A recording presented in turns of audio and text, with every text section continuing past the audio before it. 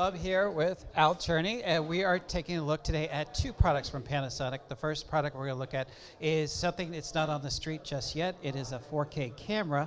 It is a UX180, and you want to give us a little rundown on the specs? Sure, thank you. So UX180 is part of a two-camera family. The first one is a UX90, which ships in November. And then we have the UX180, this one that you have on the table here, and that ships in December. Okay, and this is a 4K camera? Yeah, this is a 4K camera, so it shoots real 4K, which is 4096 by 2160, and it also shoots UHD, and it also shoots high def. It records on SD cards. There's a little slot here, so it's a place for two SD cards. It has a 1-inch sensor, so it's a BS backside illuminated 1-inch sensor. And a 20-to-1 optical zoom, so it's got a great zoom range on it. The smaller brother to this only has a 15-to-1 zoom range. Okay, so we have this over at your table. So this is brand new. You haven't seen this yet, so if you want to check it out, this is the prototype. It's an engineering sample more so than a prototype. So it's an actual functioning, operable camera. You can play with it. Everything works on it. It's the release model will be identical to this. The release one may have a few extra little bells and whistles that this one doesn't have. And the recording codec? I'm sorry? Recording codec for this? Recording to? Codec. What recording codec is it recorded to? Okay, so the question is what is the recording codec? So this has two different families of codec, and it all has to do with what you're editing on. So we have a strong focus on workflow. So you can record in MOV, so you can edit on like Final Cut and that type of thing, or you can record in MOV, and you can record in MPEG, so you can record on Premiere or Avid or Grass Valley or any of the other editors that are out there. Then within those two families, we have multiple codecs. So this will do. So this uses AVC long gap. Mm-hmm. So it's factions of the AVC codec family. One of the codecs is AVC Intra and high definition. It'll do 200 megabits a second, all iframe.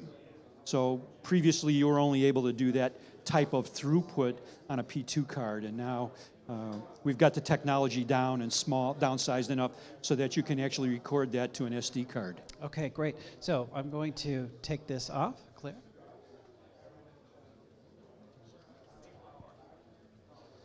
All right, and now we're going to take a look at the VariCam. Now the VariCam has a long tradition with Panasonic.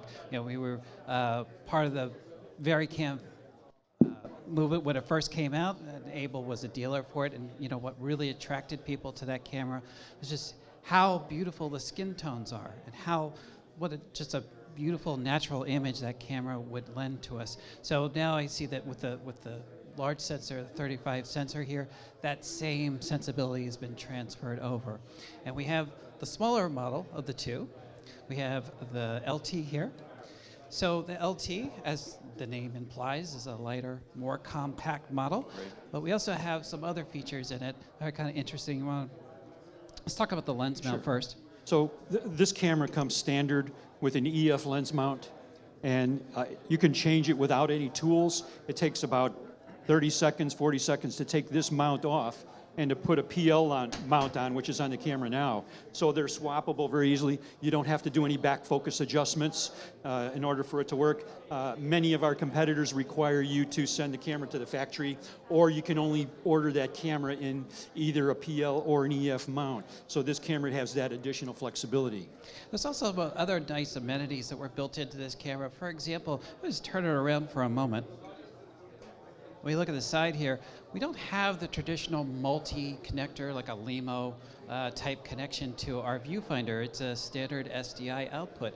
So that kind of gives us the flexibility that we don't necessarily have to use the eyepiece. We can actually use it for other applications.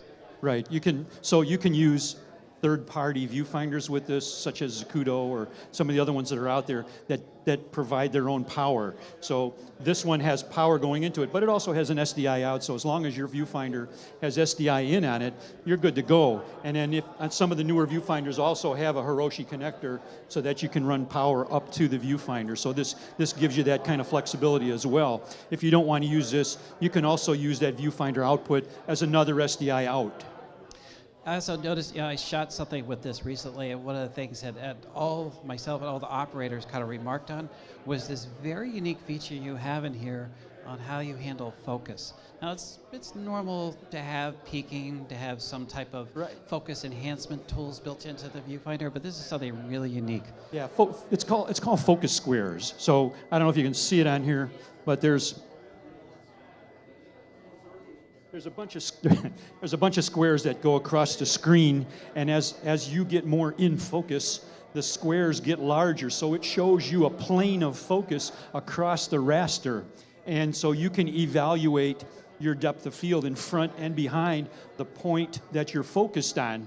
And then as you stop the lens down, that zone in front and behind of your focus plane, the squares get larger and larger. So it becomes really easy to look at motion or something tracking through the scene, and the squares track with them as they walk across the screen. So you can really pull focus on this camera, either yourself as a run and gun, or if you have somebody pulling focus, it makes it really easy for them to do. Now, it also does focus in red, yellow, blue, green, your choice of colors, and it does magnify, and they can all be on at the same time to really confuse somebody. But and, one of the unique things about the focus squares as well is that is carried over to the onboard monitor. So if you have an operator and a first pulling focus, they can be referencing right there to those squares. It's pretty unique. And that's something that even our VariCam 35 doesn't allow. You can't see the focus squares on the control panel. Yeah. The next thing we have to talk about, because it's really unique, and from the experience of actually using this feature. Dual native codec? Yeah, it's pretty remarkable. This has a very unique feature. It has a native 800 ISO, but we can change over to native 5000 ISO on this camera. Yeah, exactly. Let me elaborate on that. And it's kind of hard to get your arms around what does that mean exactly, dual native codec. Well, it means that every other camera manufacturer in the world has a single codec, a single base level ISO or image sensitivity rating. So when that camera has 0 gain on it, that's the least amount of digital noise that you're going to get in your scene. So as you increase your sensitivity or your ISO, if you want to look at it that way, digital noise begins to build up. And on this camera, the digital noise also builds up, starting at 800.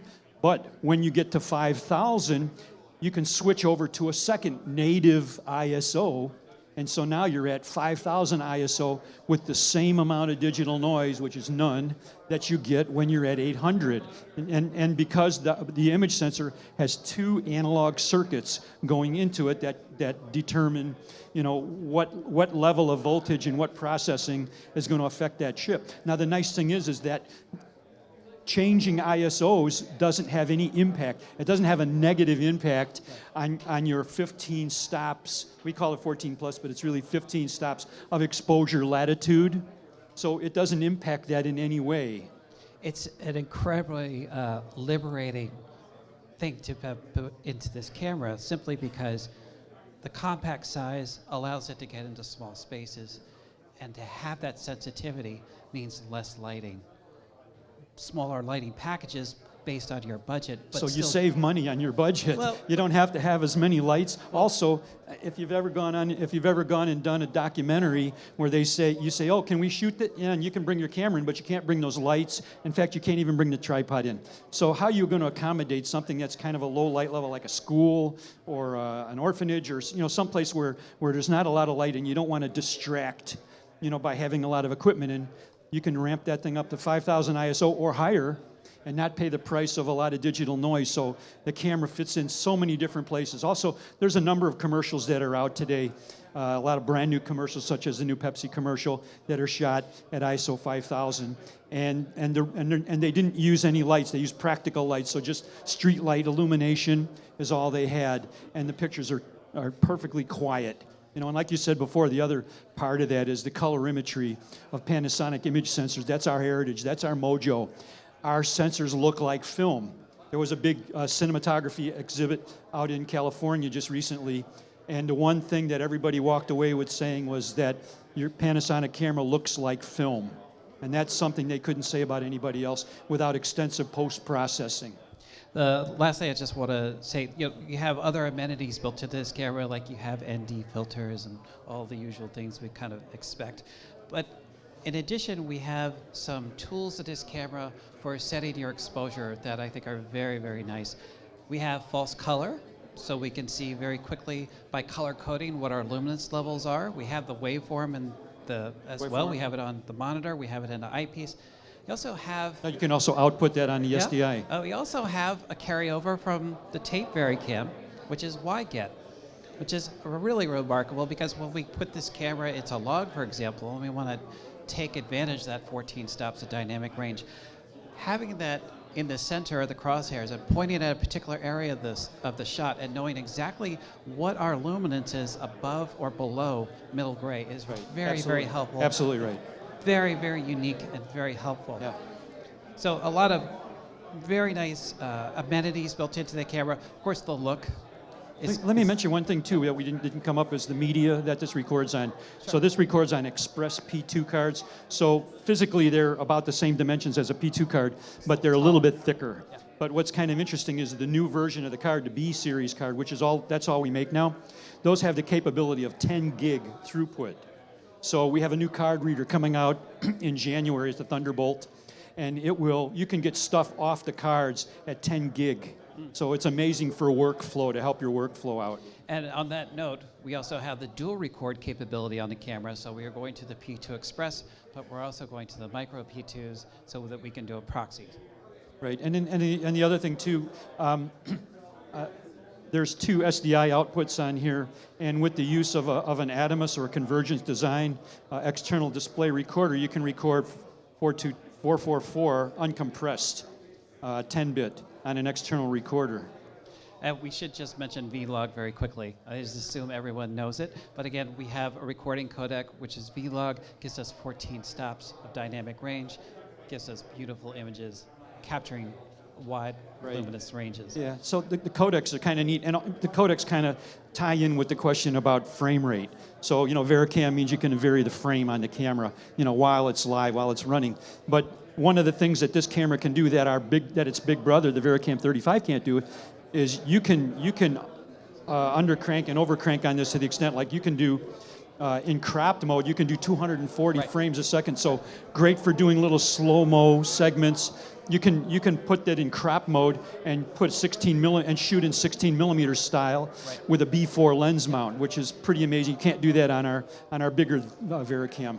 So lots of versatility. Love the camera. It's great. Thanks for bringing it by and my pleasure. Bringing all this information to us. Thanks for having me. Thanks for watching. We'll see you then for the next one.